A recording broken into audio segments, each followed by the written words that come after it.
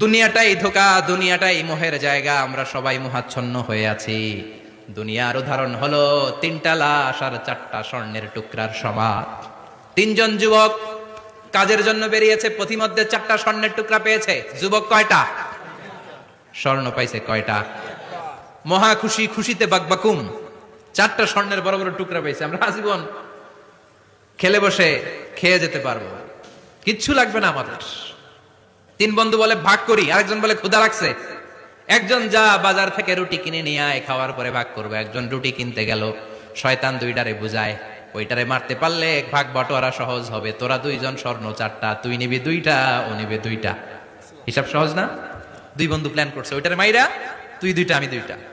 যেটা রুটি আনতে গেছে প্ল্যান করেছে রুটির মধ্যে বিষ মিশায় নেই। কি মিশাবো? বিষ।